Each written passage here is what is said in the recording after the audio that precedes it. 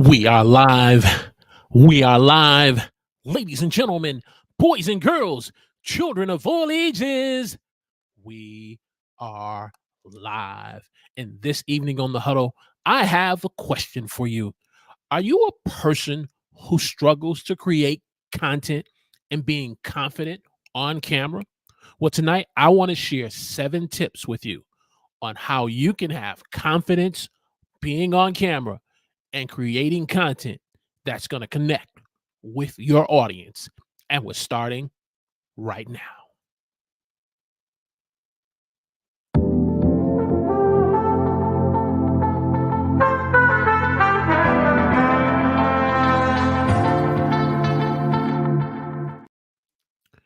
Praise the Lord, everyone. Welcome to the Huddle. I'm your host, Walter Strong. If you're new here and you want to learn about tips and tools on making live streaming easy for you as a beginner, I welcome you to the show. And as I said in my opening, this evening, we're going to share 7 tips on helping you as a content creator how to have more confidence being on camera so you can create content to connect with the right audience. And so if you're new here, let me know in the chat where you're watching me from. If you're on LinkedIn, give me a hashtag Team Live. And if you're watching me on YouTube, give me a hashtag Team Live in the chat. And if you're watching the replay, you know what to do. Hashtag Team Replay in the comment section of either platform. So as I said before, tonight we're going to get into 7 tips on helping you and me to have confidence in being on camera as we create content for the audience that we're looking to connect with and reach with our content. And so grab a pen, grab a pad. It's time to go to work. Tip number 1, it's simple. I need you, if you're struggling to have confidence being on camera, to practice, practice, practice. Practice when you don't have an audience watching you. Practice getting on camera, pressing record, and just begin to share the content that you want to share with the audience that you want to connect with, though there is no audience. When you learn to practice with no audience, over time, you will learn to build confidence in being on camera. Think about it. If you're a person who wants to learn how to play the guitar or the violin, or if you want to learn how to tap dance, you first must learn how to practice. Practicing the steps, practicing the moves, practicing the things that you need to do while there is no audience watching you. And over time, you will begin to develop the skill set how to have the confidence being either on camera or learning to tap dance, learning to play the guitar, or learning to do that what you want to do. But it all starts with practice. Practicing in the dark for the performance that you know you must do in public. A second way that you can practice is, instead of trying to start out and doing a long video, maybe do a short video of anywhere from 2 to 3 minutes with the camera live and record, whether if it's a recorded video or a live stream, and then just begin to practice being able to make eye contact with the camera, being able to be comfortable on camera. And then finally, probably the favorite way that I would encourage anyone to learn how to be comfortable with being on camera is sending a video message. Taking your smartphone or iPhone, and instead of sending a text message, for example, who I have John Lacey in Australia in the chat tonight, and if he sends me a text message, then I can just, instead of sending the text message, send him a video message. Take just a few seconds and say, "Hey, John, I enjoyed your live stream show yesterday. I think you and Sam covered a lot of great points on how we as content creators can be able to come video objections on being on camera and sharing content. So just want to encourage you. Continue to create great content. Boom. Hit send, and it's on its way. And if you do that enough times, you're going to be able to get comfortable being on camera. Not only being comfortable being on camera with the camera being vertically or the camera being horizontally. The goal is you have to start to practice. My next tip that I want to share with you is simply make eye contact. Again, I got John in the chat who's watching me live tonight. With those of you who are watching me even on LinkedIn and platform, me and John are sitting down having a good cup of coffee, just sharing about what's going on in his life. I'm sharing about what's going on in my life. I'm sharing about what's going on with my family. He's sharing with me what's going on with his family and his career. We're sitting right across the table having a regular good conversation, and we're making eye contact with one another. He's not looking down at the table trying to gather his thoughts on what the words that he should say, despite how many ums he may say and despite how many ums I may say. We're talking to one another right if we're sitting right across from one another. Another way you learn to be comfortable being on camera and having confidence is learning to be in frame so that your chair is not so low that you can't see me, or my chair is so high that my head's cut off. You get the point? And then also, you want to get comfortable with different camera angles. If you are a person who has multiple cameras where you can have a camera angle from the front to the side, head, overall seeing a headshot, get comfortable being on camera from different camera angles. All of these things take time, especially if you're new to online video and if you're new to live streaming. These things take time. But if you practice and you learn to make eye contact as if the viewer is right in front of you, right across sitting from you, you're going to develop the confidence and the comfort level of being on camera. Hey, if you're getting great value out of this discussion tonight on 7 tips on helping you how to be more comfortable and having confidence on camera, do me a favor. Hit that like button for me as you're just joining me in the live stream. Share this on your favorite social media platform and join the conversation this evening in the comment section, whether if you're on the replay or if you're in the live, on the live. John says, even sending a video is direct messaging on LinkedIn can be a great way of practicing. I certainly agree with you, my friend. I certainly agree, because it gives that personal touch that it's not just a message you're just trying to say, but you're trying to really make it personal, and it helps you connect with the person on the other end, as well as you getting comfortable, getting comfortable being on camera. Great point. Great point. Great point. Tip number 3, get familiar with the camera that you're using. Get familiar. If you're going to be doing uploaded videos on YouTube or LinkedIn or whatever preferred platform that you're on, get comfortable being on camera with the camera that you're using. Learn about the features of the camera. Learn about the different things that you can do with the camera.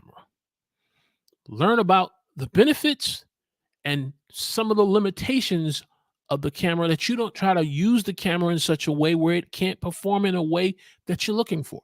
So rather, if that camera is a DSLR or mirrorless camera, if it's a web camera, or if it's a camera phone like an iPhone 13 to 15 or a smartphone, get familiar with your camera. You getting familiar with your camera is going to help you to develop the confidence and the comfort level that you need being on camera. So get familiar with the camera that you're using. Spend some time reading through the instructions. Spend some time exploring the camera. Spend some time getting comfortable being on camera. Another tip, I want you to spend the time preparing before you get on camera, because sometimes as content creators, because we have so much zeal and excitement in wanting to do online video or wanting to do live streams or wanting to be on Instagram Reels or TikTok to do the next viral video.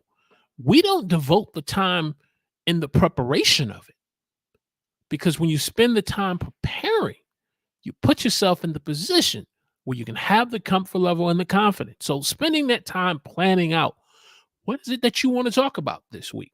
What is it that the message that you want to convey in the video? What is it that you want to accomplish in the video to either educate or entertain the viewers who's going to watch your video? Take the time, if it's a message, a speech, just like if you were doing public speaking, write out a couple of bullet points on what you're going to be sharing. And then when it's time to share, depending on the platform on how you're going to be sharing it, for the most part, you want to be concise in what you're sharing, because learning to be concise develops that comfort level in communicating. And like I said, you may have those moments where you may be at a loss of words, where you may have a few ums here or there. But if you learn to be concise, your comfort level will be there. Your confidence will come over time as you're on camera. And viewers will be able to connect with you being authentic and real and transparent. But it all comes from the preparation, because if you're trying to share something that you don't have the knowledge and the experience of, and you're just trying to wing it, well, guess what? The viewers are going to see it. Your viewers are going to be able to recognize that you're just kind of sharing something you just learned, and you truly don't have the wisdom and experience and background about it. But if you're real and if you're transparent and you're authentic about it and you're sharing from your personal experience, guess what? Your audience is going to connect with you because you've planned, you wrote out your bullet points, and you're concise in what you're sharing, being comfortable and being confident on camera. Tip number 5, piggybacking on tip number 4 in terms of scripts, if you're doing a live stream or long form content, it's good to maybe put together a run of show that you can follow from the time you go live, giving your opening hook, greeting your audience, sharing your shoot 2 points, spending some time and engaging with your audience, seeing who's in the chat and recognizing and acknowledging, going to the next 2 points, and then, encouraging your audience to engage with you that's live or on the replay by clicking the like button and sharing, and then sharing your final point and giving a summary or call to action. Learn to have a run of show. Or if you're a person who likes using a teleprompter, use a teleprompter. A teleprompter will help you to get you where you need to be in terms of that comfort level and being confident in speaking on camera. Or my favorite, which I like to use for the most part, slide presentations. Slide presentations that are simple and slide presentations that get the job done, where you don't have to be all fancy and have a bunch of animations and effects, but that gets the job done and gets the point across. Using the slide presentation can all play a part in you being comfortable and being confident on camera. As I said, if you're getting great value this evening out of this live stream, whether if you're on LinkedIn or YouTube, let me know in the chat where you're watching me from. Give me a hashtag Team Live and click that like button for me. Share this on your favorite social media platform. And if you have not subscribed to the Huddle with Walter Strom III, subscribe to the channel. Click the alert notification button and join the conversation in the live chat or team replay in the comments section. Tip number 6, look at lighting. If you're doing recorded, uploaded videos, get comfortable in using natural lighting. Using natural lighting. And using natural light so you can comfortable in being on camera. Also, if you have, you know, lighting where you can set it up from a 3-point stand aspect where you can have lighting. Give me 1 second, please. Hello. Sorry about that. I got the family in the background, and we're so glad that my daughter's home from college. So I just wanted to make sure if you are live hearing family in the background, that's what's going on. But back to our tip on lighting. We talked about natural lighting, and then also having, lighting where you can have lighting that's the key light, that's lighting your face. You have a filler light, and you have backlight. So you have a lighting in different parts on an angle where it's going to give you the proper lighting so that you can be comfortable being on camera. And then if you're using, LED lights or high density lights, you may want to adjust the color temperature of the lighting, because one of the things that I have learned as a man and a person of color, depending on what type of lighting that you use, if you have the color temperature too high, the lighting can end up beaming on you so much to the point that it can have you looking like an orange Sunkist soda, and you don't want to do that. And I've learned that in my my journey of content creation, and just understanding the type of lighting that I'm using, making sure that the color temperature is set in such a way where it clearly shows who I am as a content creator and what I'm trying to create. So you want to look at lighting as well. And then finally, I want to share with you simply every live stream that you're going to do, or uploaded video that you upload on video, it's going to take time. And so each video or live stream that you do, you got to get 1% better. Get 1% better. Not only get 1% better, but you develop your camera skills. You develop your presentation skills. You develop your communication skills. And over time, you will have the experience of being more comfortable and being on camera. The person who I was back 4 years ago, back in January 2020, my confidence, my experience has helped me to grow being on camera to a point where I am comfortable doing a live stream by myself. But when I first started doing live streamings, and when I first started doing uploaded videos, I unfortunately didn't have that comfort level. I chose to want to probably bring on a guest or bring a co-host on because I wanted them as a security blanket.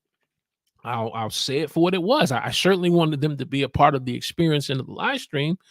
But what I learned over time, and one good friend said to me, was that as you bring on so many guests onto your live streams, or you have them collaborating with videos, people come to your channel to hear you and to enjoy the content that you're creating.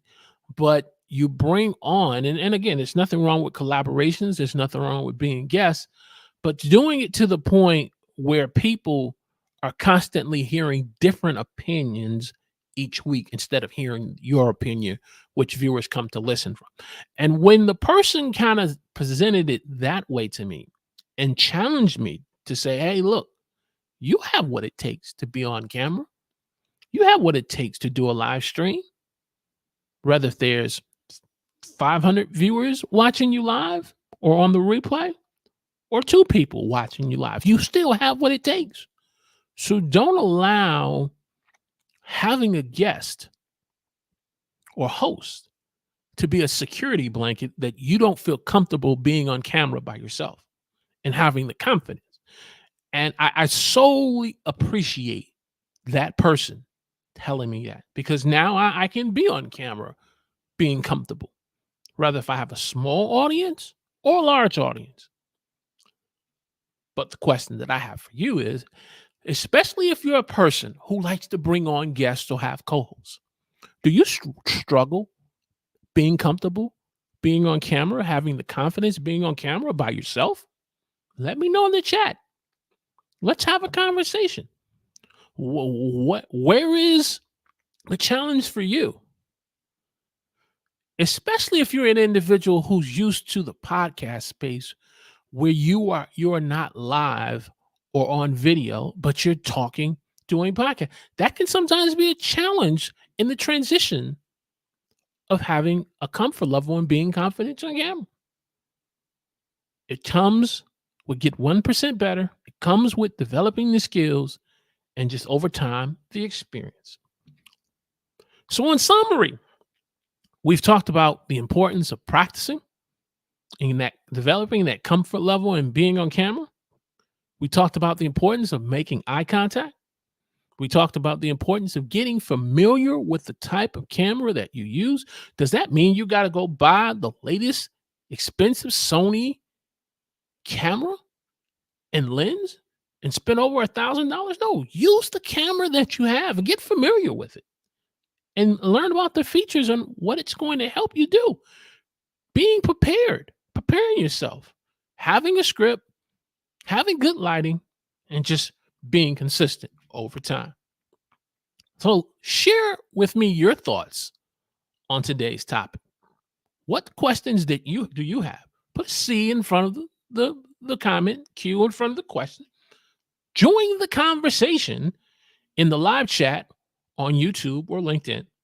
And as I'm waiting for some comments and some questions, just wanted to share how you can connect with me here on the YouTube channel, on the Huddle with Walter Strong III, or my website with walterstrong3rd.com. Or if you're interested in supporting what we're doing here, I do have a buy me a coffee as well. So that is the content. Let me jump over here to the chat and see any comments or thoughts that you may have. John says, okay, perfect. Got that. Yes, we did that earlier. John said, hashtag Team Live. Thank you. Appreciate that. If you're on LinkedIn, hey, love to hear from you in the chat. We've been talking about 7 tips on how you can develop a comfort level and the confidence of being on camera and sharing content with your audience. And I'll go back to that point where, as I said before, sometimes if you are a person, thank you, Walter, for your insight today. I'm glad I could add value to you, John. I appreciate it. As I said before, if you're an individual who likes to do live streams and have hosts or guests, and you've been doing them for the last year, and when was the last time you did a solo live stream by yourself? When was the last time you did a short 3 to 5 minute video by yourself? Sometimes, though it provides us the benefit of having a host and collaborating, sometimes we need to sharpen our skills and learning how to be comfortable and being confident on camera so that we can connect with our audience one-to-one. Because when a viewer comes to your channel, they're coming for the content, they're coming for the message that you have advertised on your YouTube banner through your value proposition, with the promise what they can receive from you towards the end of your video. So that's important. Well, that is the content for this evening. Truly, I want to thank John for being in the live chat always. And if you've been watching me live on YouTube or LinkedIn, if you haven't had a chance to jump into the chat, make sure you click that like button for me. And if you're new to the channel, I want to encourage you to subscribe to the channel, click the alert notification button, join the conversation in the comment section on Team Replay. And we will see you next Saturday here on the Huddle.